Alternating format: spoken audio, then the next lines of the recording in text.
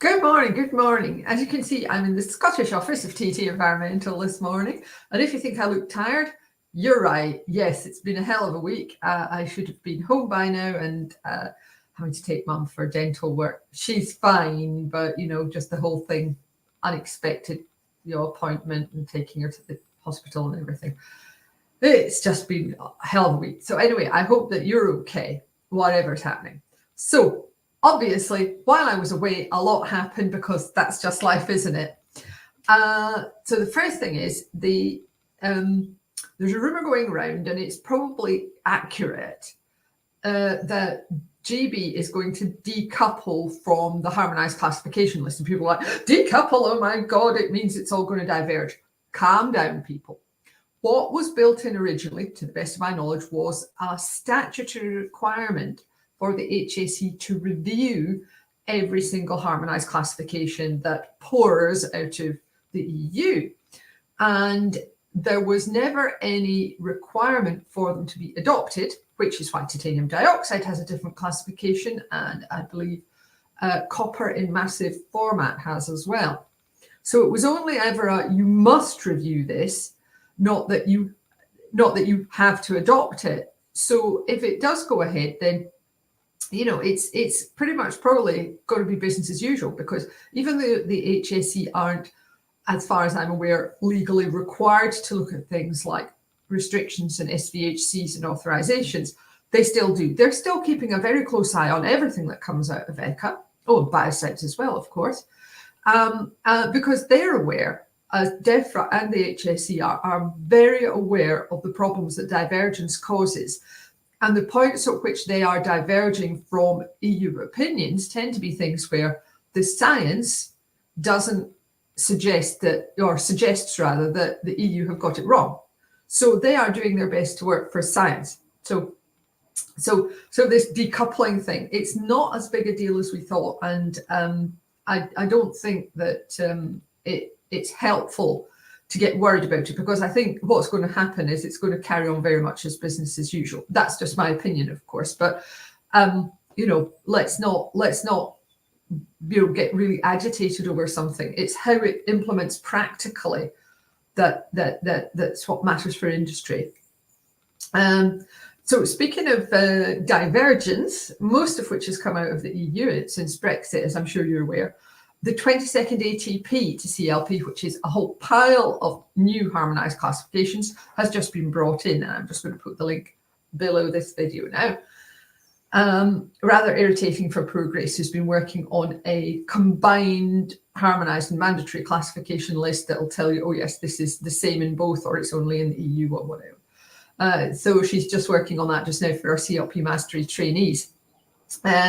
If you're interested in our CLP Mastery training, that is going to start again in a couple of weeks. It comprises a training course online. We're changing the format of it a little bit to make it a lot workshop format. So it's probably going to be an hour and a half, couple of hours a week, Wednesday afternoons over a 7-week period. And that will give you everything you need to know and didn't realize you need to know about classification, labeling, packaging, and of course, safety data sheets. And then the rest of the year, we have monthly meetings. And of course, if you've been through our training before, you can have the annual membership, which is all the training and the membership aspects at a much reduced rate. Drop me a DM or an email if you'd like to know more about that.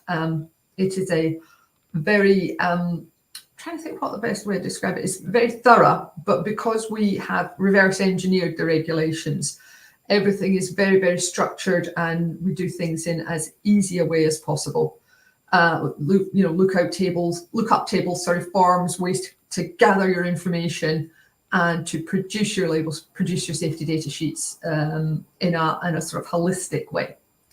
So leaving that shameless plug of the week on one side, the next thing that we actually have is some more EU news. Now, Ali has spotted this. We've just had the 22nd ATP, and the EU have already notified the 23rd ATP to the World Trade Organization. So that's more harmonised classifications coming in from the EU. It's a juggernaut, isn't it? Anyway, so that's it, I think, for CLP. Now, the next thing we've got to talk about is really important, because EUDR, EU deforestation regulations.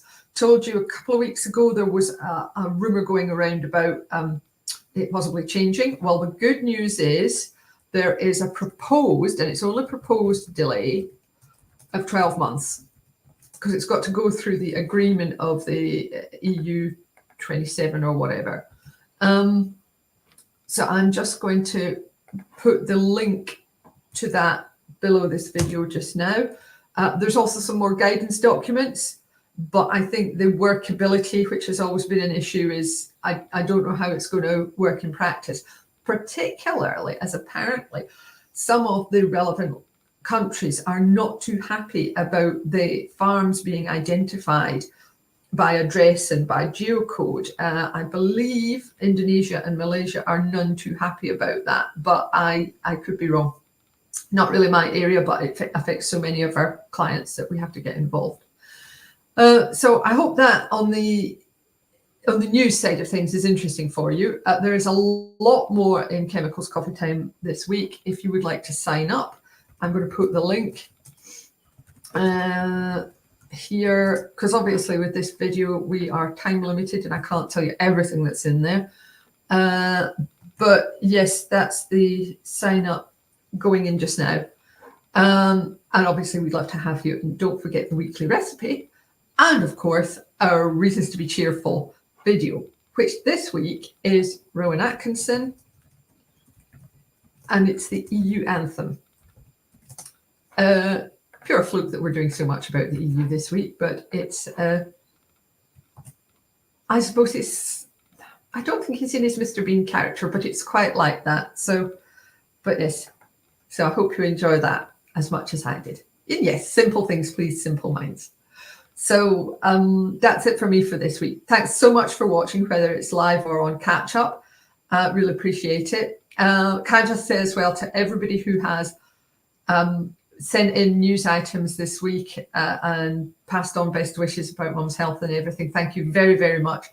It really makes running the newsletter a pleasure and a joy, and I really appreciate you all.